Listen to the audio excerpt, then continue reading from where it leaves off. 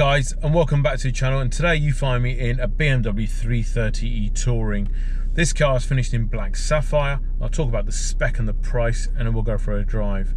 So this car has got the M Sport Plus pack, which is the fantastic looking alloys, the shadow line, so it's de-chromed, as well as the rear sun protection glass, so tinted windows to all of us.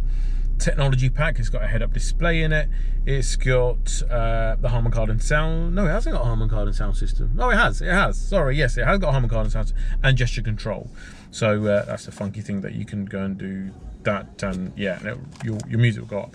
It's also got a comfort access, which is heated steering wheel. I need it on a day like today, and also keyless entry. Very, very sensitive keyless entry. As in, I've literally walking past the car and it will sense the keys are in my pocket and unlock. I don't want to go in the car, but it does.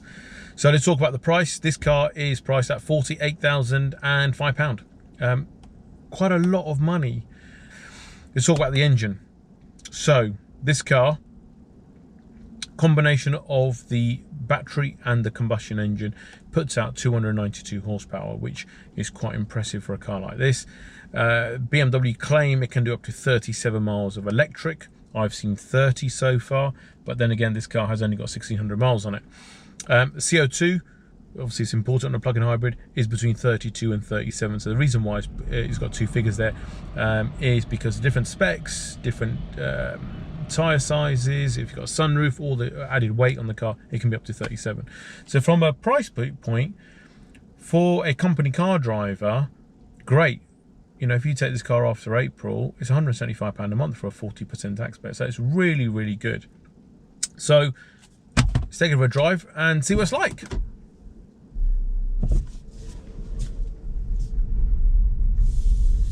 I've got to say, the more BMWs I drive, the more I like them.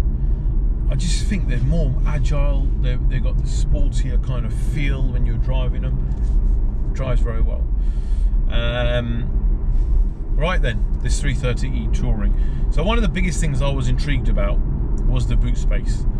I know in some of the competition, the boot is restricted because of the battery. I've got to say, in this one, you don't lose too much. It actually works really well, which is great. It actually puts my mind at rest when I'm talking to people about this car. The driving, how does it drive? It drives absolutely wonderfully. But so do most BMWs. If you get, I've not driven an SE or a sport derivative. I've always been in M Sports because I just find they look a lot better. They handle the road a lot better. So from that perspective, spot on. At 50 grand, a bit steep. But make sure if you talk to Partridge BMW, you tell them that you've seen this video. They will look after you. You won't be paying 48 grand for this car, I can assure you that much. So let's talk about that engine. I said it recently in my X3 video. I don't know why they call it a 330e, because it's actually a 2-litre petrol engine. So maybe it should be called a 320e. Someone at BMW needs to tell me why that is. Is there a justified reason on why it's called that? Nonetheless, I'm seeing an average of 86.9 mpg at the moment with the battery and petrol combination. This is what this car is all about. You have to make sure you charge it. Charging infrastructure is getting better. You can now get home charging stations. But once you've got that charger, you're not using a lot of fuel. I can tell you, around town, you'll only use electric. And BMW say you can get up to 37 miles on electric, which is fantastic.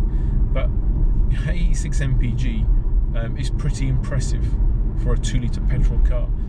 What I have noticed, and this is something I've noticed on all plug-in hybrids, as soon as you do run out of charge on the battery, it will suck the fuel. So you do need to change your driving style. You do need to be not too heavy right-footed.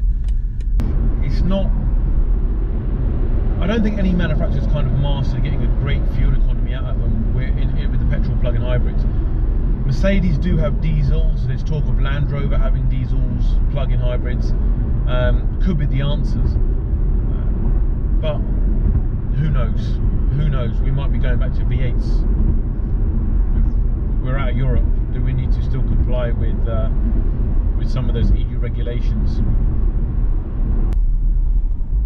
The car is really comfortable, even though it's sitting on these 19-inch wheels. It's not the most uncomfortable of cars. I've had worse on this road. It's a road that I've been on a lot. It's one that I'm familiar with. This isn't the worst that I've experienced. So 19-inch wheels makes the car look good. Comfort level is there as well. The seats are very comfortable.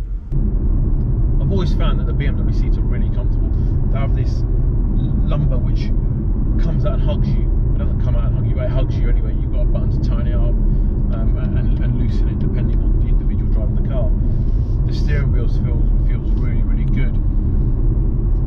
It just drives really well. A bit of road noise on this particular road, but again, if you've got your radio on and you're not filming like I am at the moment, it'll be absolutely fine.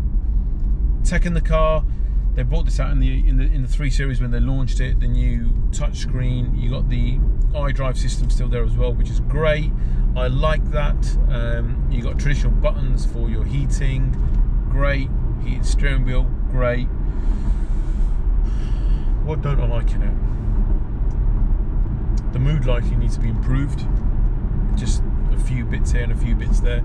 Again, Merc are the best at doing something like that. I like the cockpit where, you know, I've got a digital speedo, I've got the sat nav screen in there as well. So again, even if I didn't have that head-up display, it's in there. So yeah, it works really well. It's missing a sunroof. It's missing lane assist, blind spot indicators, which again are niceties to have. You know, the visibility is great in the car. I don't think, you know, you'd miss them if you got this car as it is.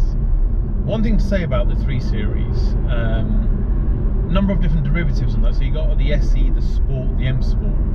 You now also have an M Sport Pro Edition. So the M Sport Pro Edition comes with a lot of these things as standard that are an option on this car. It also comes in like 3 individual colours. Off the top of my head, I think it's driver grey, oxide grey, and tanzanite blue. They're individual. They're classed as the individual section. So you can get them on this car, and you spend a lot of money on them. You can get on that car. Those cars are the ones to go for. Completely de-chromed, so it's like a black pack on them with a lot more toys. Similar to the 4 Series that you would have seen in one of my videos. Great option to have on those. So certainly look out for them. This car drives exactly as you expect a BMW to drive. You know, it's good in the corners, it handles the road really well, it's comfortable. This is a 2-wheel drive. You can get 4-wheel drive across the range, which is great to see and to get in the UK. You don't normally get that, but it's good that the X-Drive option is there. The one I am looking forward to later in 2021 is when we get the M3 Touring. Now, completely other end of the spectrum. This is a eco, it's a plug-in hybrid. That isn't. That's the one that's really exciting me. If this car is good, that car's going to be even better. We'll talk about that on another video. So when you think about the competition and people, you know, looking at one of these, you're talking about C-Class, you're talking about the A4 Avant.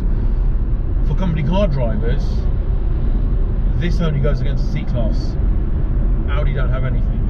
So the C-Class is due a change this year. We're seeing a new C-Class, I believe, middle of 2021, which is well, I believe is going to go on the aesthetics from the S-Class. So the new interior will change. That will be very interesting to see. The only downside on the current C-Class is the boot. The boot is compromised because of the battery. This one isn't as much. So this is a great win for BMW. It's a great car. But I think later this year, when we can see the C-Class, it'll be very interesting to see what the comparison is like. I will be getting my hands on this new C-Class Estate, plug-in and combustion engine. I will tell you what I think of it. I'll share it with you. We know C-Class is a great car, it's sold loads, but so is the 3 Series. Both very, very good cars. As it stands today, the 3 Series is better than the C-Class because of the fact that you're buying an Estate. You can use the boot in this car, whereas the C-Class, it is compromised. On that note, guys, as always, thank you very much for watching. Please let me know what you think in the comment section of the video, of the car. Let me know what else you want to see on my channel. Please make sure you give it a thumbs up, give it a like, and make sure you share it, and make sure you hit that subscribe button. Thanks for watching.